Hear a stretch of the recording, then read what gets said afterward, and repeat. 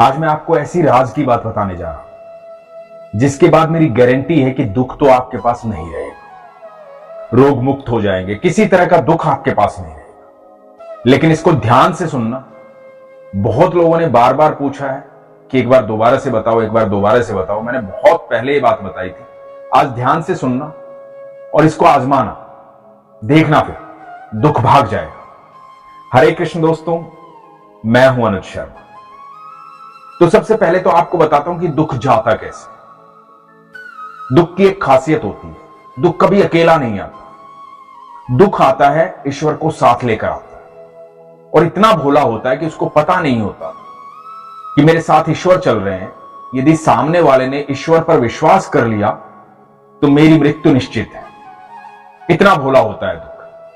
तो पहली चीज तो आप यह समझ जाओ कि आपको ईश्वर पर विश्वास करना होगा, क्योंकि आपकी जो मुस्कुराहट है वो दुख का अंत कर सकती है। दुख कितना भी शक्तिशाली हो, बस आपको मुस्कुराते हुए उस समय को गुजार देना है। अब जो मैं उपाय आपको बता रहा हूं, इस उपाय को करना हो तो उपाय को ध्यान से सुनो। सबसे पहले तो ये जो मंत्र है भगवान श्री कृष्ण का, कृष्णाय वासुदेवाय हरे परमात्मने प्रणतः क्लेश नाशाय गोविंदाय नमो नमः। भगवान श्री कृष्ण से आप ये प्रार्थना कीजिए, मंत्र का जाप कीजिए, लगातार जाप कीजिए। दुनिया का कितना भी बड़ा कष्ट हो, वो कष्ट दूर हो जाएगा, ये गारंटी है। दूसरी जो बात मैं लॉजिकली आपको बताने जा रहा हूं वो ये है कि यदि आप थक चुके हैं दुनिया भर की जगह जाकर के, लोगों से सलाह लेकर, उपाय करके, तो ये उपाय कर लेना, सब कुछ बदल जाएगा।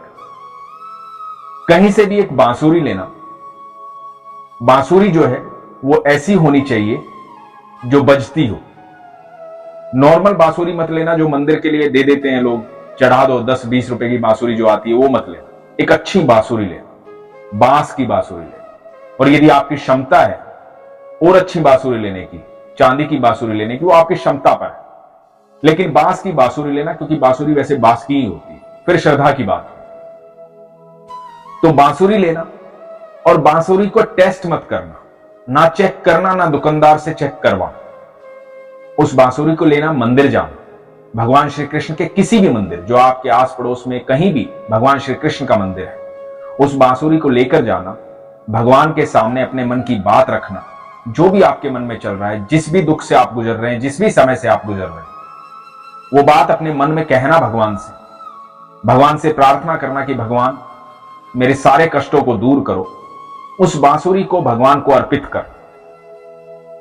करने के बाद वहां से आप चले आ, वो बांसुरी वापस मत ला। अपने मन की बात कह के आप चले आ। आप यकीन मानना, कुछ ही समय में आपकी सारी समस्याओं का हल हो जाएगा। अब आप सोचोगे कि समस्याओं का हल कैसे हो जाएगा, तो इस बात को समझिएगा जो मैं बता रहा हूं। बांसुरी भगवान श्री कृष्ण को अत्यंत प्रिय है। बांसुरी एक ऐसा वाद्य यंत्र है, आप दुनिया में किसी भी व्यक्ति को यदि आप देंगे तो उसे लेगा और सबसे पहले उसे फूंक मारेगा, चाहे उसे बजानी आती हो या ना आती, लेकिन वो उसे फूकेगा जरूर। तो ये बांसुरी दे रहे हैं आप सर्वेश्वर को, भगवान श्री कृष्ण को। उनके होठों से लग करके बांसुरी जब बजती है तो अनंत ब्रह्मांड जो है वो सारा झूम उठता है। तो जब भगवान को आप ये बांसुरी देंगे और भगवान आपके नाम की बांसुरी बजाएंगे, तो जितने भी नक्षत्र हैं, जो ग्रह हैं, जो कुछ भी है, जो लोग बोलते हैं ना कि ये बिगड़ा हुआ है, ये बिगड़ा हुआ है, वो सब उस बांसुरी के चारों तरफ मंडराएंगे। और आपके नाम की जब बांसुरी बजेगी तो सारे दुख एक फूंक में गायब हो जाए। लेकिन ये जो कुछ भी करे आप विश्वास से करें। एक ही बार करना है, ऐसा नहीं है कि आपको लगातार जाके बांसुरी देनी है, एक ही बार करना। ध्यान से सुनिएगा इस बात। तो एक बार जाइए, मन से बांसुरी दे के आइए, उसके बाद विश्वास रखिए कि आने वाला समय आपका बहुत बेहतर होने वाला है। ये मैं गारंटी देता हूं कि सब कुछ बदल जाएगा, आपके जीवन में अच्छा समय आएगा। दूसरी बात है आपके प्रारब्ध। जो भी कर्म हमने किए हैं किसी भी जन्म, कभी भी या अभी या कभी, तो प्रारब्ध हमें काटने होते, लेकिन ईश्वर का संग जो है उन प्रारब्ध को काटने में आपको सहूलियत देता है, आसानी देता है। क्योंकि ईश्वर जब आपके संग रहते हैं, दुख कितना भी बड़ा वो कमजोर हो जाता है। दुख को एक ही तरीके से आप कमजोर कर सकते हैं, ईश्वर पर विश्वास कर। तो आप भरोसा कभी मत तोड़िए, किसी की बातों में मत आइए। जब आप कमजोर होते हैं, आपका वक्त कमजोर होता है, आप दुखी होते हैं, तो लोग तरह तरह की सलाह देते हैं, लोग भिन्न भिन्न बातें करते हैं, ये कर ले, वो कर ले, ऐसा कर ले, वैसा कर ले। कुछ करने की आवश्यकता नहीं है, सिर्फ विश्वास रखने की आवश्यकता है। एक अत्यंत खूबसूरत प्रसंग आपको सुनाता हूं, ये सुनिएगा। इस प्रसंग से आपको समझ में आएगा कि कौन है कृष्ण और क्यों बातें करते हैं हम विश्वास की, और क्यों मैं कहता हूं कि वो सारे दुख हर ले। तो ये बात है महाभारत शुरू होने से पहले। महाभारत शुरू होने से पहले हुआ यूं कि भगवान 5 जगह मांगने आए पांडवों के लिए कौरवों से।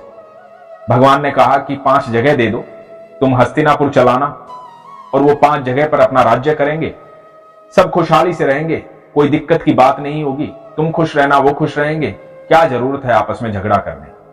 लेकिन शकुनी को यह बात सहन नहीं हुई। शकुनी ने दुर्योधन को कहा कि इसको बंदी बना ले, ये उनकी हिमायत लेकर आया है, उनकी तरफ से आया है, उनको हमारे राज्य से हिस्सा देना चाहता है। तो दुर्योधन ने बंदी बनाने के आदेश दिए। अब भगवान को कौन बंदी बना सकता? अनंत ब्रह्मांड के मालिक हैं वो। पहली बार भगवान श्री कृष्ण ने अपनी थोड़ी सी लाइट दिखाई, पहली बार ये बताया कि मैं हूं कौन और किसे बंदी बनाने जा रहे हो तुम हो कौन। तो भगवान ने जब ये दिखाया तो सब चौंक गए, भगवान को कौन बंदी बना सकता था। भगवान अपनी बात कह के चले गए। जब श्री कृष्ण अपनी बात कह के चले गए तो कौरवों के राजा धृतराष्ट्र ने ज्योतिषी को बुलाया, सबसे मिलकर के सलाह ली कि क्या करें, अब या तो युद्ध होगा या 5 जगह देनी पड़ेगी। तो ज्योतिषी ने कहा सुयोधन जो है, सुयोधन दुर्योधन का नाम, दुर्योधन हम उनको उनके कर्मों के कारण कहते हैं। तो ज्योतिषी ने कहा जो सुयोधन है, सुयोधन की कुंडली में राजयोग है, दुनिया में कोई भी हरा नहीं सकता, निश्चित तौर पर राजा बनेगा, कोई रोक ही नहीं सकता, कुंडली में लिखा है। तो आप निश्चित तौर पर विश्वास रखिए कि आपका पुत्र ही राजा बनेगा, युद्ध कीजिए। और एक ज्योतिषी के कहने पर युद्ध शुरू हो गया। जब युद्ध शुरू हो गया तो 3 दिन बीत गए। 3 दिन बीत गए और कौरव निपटने शुरू हो गए। तो धृतराष्ट्र ने ज्योतिषी को बुलाया और ज्योतिषी को कहा कि तुमने कहा था मेरा बेटा राजा बनेगा, तो ये क्या चल रहा है। तो ज्योतिषी ने कहा कि महाराज अभी तो 3 ही दिन हुए, मैंने तो परिणाम की बात की थी, इंतजार कीजिए, सुयोधन ही राजा बनेंगे। 8 दिन बीत गए, आधे कौरव निपट चुके थे। जब आधे कौरव निपट गए, धृतराष्ट्र चिंतित था। विदुर भी बहुत कुछ बता चुके थे, संजय भी बहुत कुछ बता चुके थे। ज्योतिषी को फिर से बुलाया गया। ज्योतिषी को पूछा गया कि ये बताइए कि आपने कहा था कि मेरा बेटा राजा बनेगा, 8वां दिन हो गया है, आधे से ज्यादा कौरव निपट चुके, अब क्या कहते हैं आप, अब क्या कहता है आपका ज्योतिष शास्त्र। तो ज्योतिषी ने एक बात कही, वो बात आप ध्यान से सुनिएगा।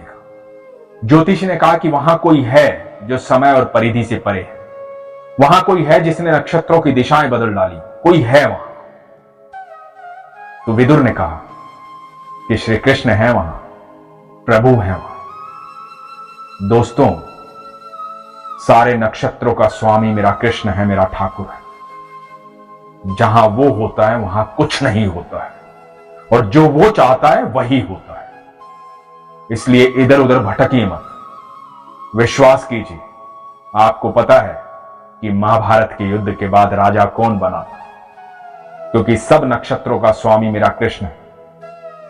आप यकीन मानना, यदि आप दुखी हैं, परेशान हैं और आपकी समस्याओं का हल नहीं हो रहा है, आप सब जगह से हार चुके हैं, तो आज ही अपनी कुंडली को उठाइए और भगवान श्री कृष्ण के चरणों में रख दीजिए, समर्पित कर दीजिए उन्हें, क्योंकि सब नक्षत्रों के स्वामी वही हैं और आपका कोई कुछ नहीं बिगाड़ सकता जब आपके सारथी कृष्ण है, आपके साथ कृष्ण है।